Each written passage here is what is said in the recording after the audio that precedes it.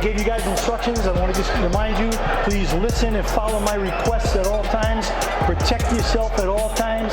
Fight hard, fight clean. Good luck to both of you. In those shots, go take it to Crawford. Good right there. Asking why he's not picking it up. Absolutely. Good jab right there, left-handed. He's naturally left-handed. From the moment that first bell rang, tension was thick, crowd roaring, cameras flashing, and you just knew madness was coming. Canelo stepped in slow and methodical. Both guys look really fresh at this point if he's going to try to go back there. Wicked combination by Bud. Dig into the body early, letting Bud know, welcome to super middleweight, lil bro.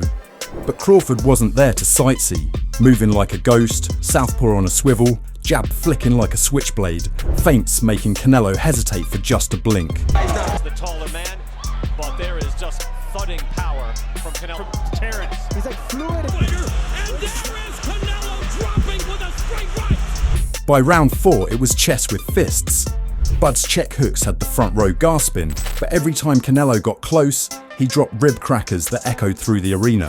Both of them smiling after getting clipped, like two dudes at a BQ talking trash.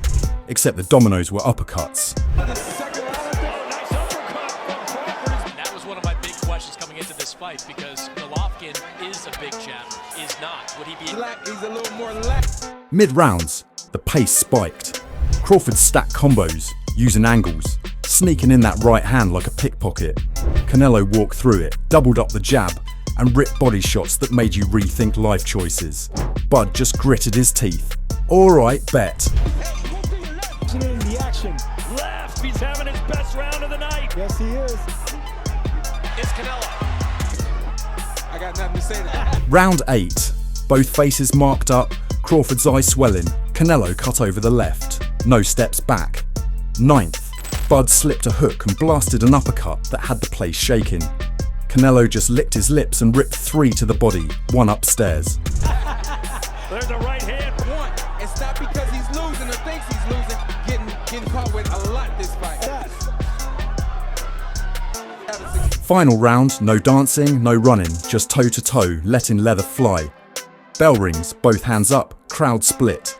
Half swear Bud did the impossible, half think Canelo held the line. Either way, legendary. By unanimous decision, Saul Canelo Alvarez. And that's the thing. What we just saw in that war explains exactly why Rogan's been hyping Bud's skills and Canelo's power like they're forces of nature. Man, Joe Rogan out here talking about Bud Crawford's switch hitting like it's some kind of superpower, and he ain't wrong. But let me tell you, this ain't no Marvel movie, man. This is Canelo in front of you throwing body shots like rent money's late. I hope he's big enough to keep that dude off him, because Canelo hits so hard, man. That's one dude that, like, I believe all the he be talking. Crawford? Yeah. Yeah. Oh, he's good. He don't just be saying Yeah, Bud can flip stances smoother than your ex changing the story on why she texted her cousin at 3 AM. But Canelo, that guy hit you in the ribs and suddenly your childhood memories start playing in slow motion. Joe's right. Bud gotta be solid enough to take those shots without his soul taking a vacation. Ain't no point in being elusive if every time you get touched, it feel like you just got bumped by a Honda Civic going 40. This fight can be chess, but with fireworks. He's just so skillful. He's so slick. And when he gets, and he's also the best guy in the sport at switch hitting. He'll go from southpaw to orthodox and be just as good and trip you up. Like you think he's going to start southpaw, he starts orthodox. You prepare for orthodox, he's fighting southpaw. He feels like he's got you timed better orthodox, he'll switch it up. Man, Frotch out here talking like Canelo already got the retirement party balloons blown up, but the man's still dangerous like a pit bull in a bad mood. Yeah, Bud's that slick technician with a sniper aim, but Canelo, he's the dude who can read your whole game plan just by looking at your stance. This fight ain't no youth versus old head thing. This is like two dudes in the kitchen cooking, and both of them brought knives. Whoever loses, the internet gonna crash from the memes alone. He has passed his best. He's had over 60 fights. He's made a fortune. Why is he even still fighting? But this is a super fight against Crawford. Yeah. But it could go wrong for him. He could end up losing. And trust, this ain't your regular Saturday night scrap. This the type of matchup where your uncle turns into a fight analyst and your auntie suddenly knows boxing history. Both of these dudes built different. Crawford's the kind of guy who'll smile at you before taking your lunch money, and Canelo's the type to politely hand it back.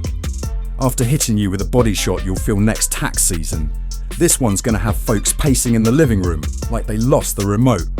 Whoever loses, it'll be an upset, because the amount of people that think Crawford's going to win. Crawford's certainly an unbelievable bad boy fighter, proper good fighter. Then you've got Canelo, who just understands the game. Canelo's toughest nights in the ring weren't just fights, they were rites of passage.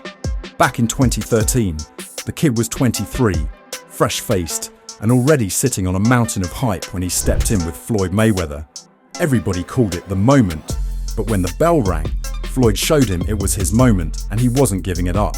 Mayweather didn't just win, he took Canelo to boxing grad school without charging tuition. Canelo threw a left hook here to swipe Mayweather's guard away, leaving his face exposed so he can land a right hand. But Mayweather was already ahead of the curve, using his shoulder roll to deflect Canelo's right hand. Every time Canelo tried to set a trap, Floyd had already slipped out the back door.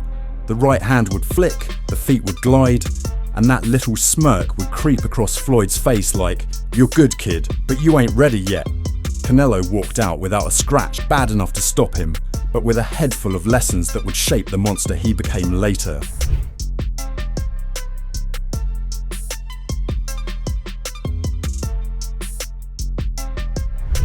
Fast forward to 2017, and the first GGG fight was nothing short of a middleweight street brawl disguised as world-class boxing. Golovkin wasn't just throwing punches, he was walking Canelo down with that cold Kazakh poker face like he was built out of brick and stubbornness. Canelo would slip a jab, fire a three-punch combo, and boom, GGG still in his face like he didn't even notice.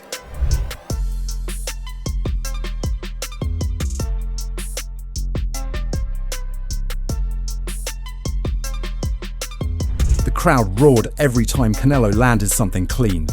But the real test was mental. Could he take the pressure for 12 straight rounds without folding? That night, Canelo showed he wasn't just a counterpuncher with flashy combos. He was a dog in the trenches. No quit, no panic. Just bite down on the mouthpiece and answer back. And while the scorecards had folks arguing for weeks, one thing was clear. Canelo left that ring with a different kind of respect.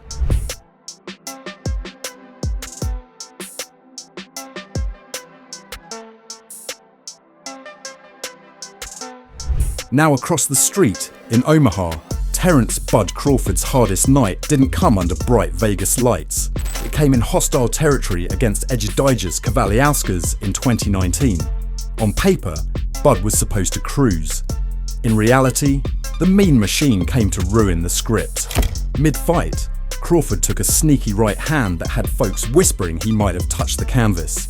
The ref waved it off, but everybody watching knew Bud just got buzzed. That's when you saw the switch flip. Crawford stopped boxing and started fighting like, "Alright, now you made it personal."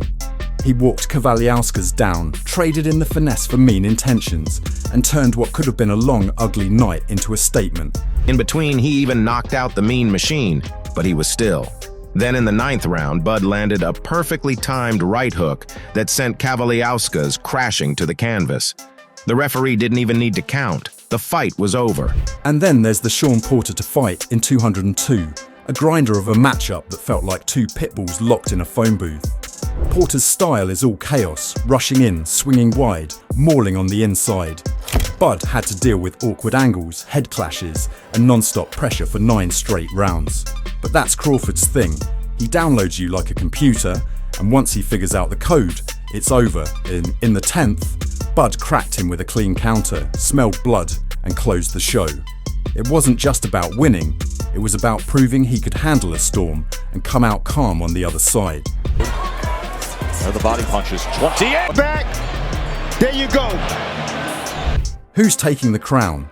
If Crawford stays slick and mobile, he could school Canelo. But if Canelo lands to the body, Bud might rethink everything.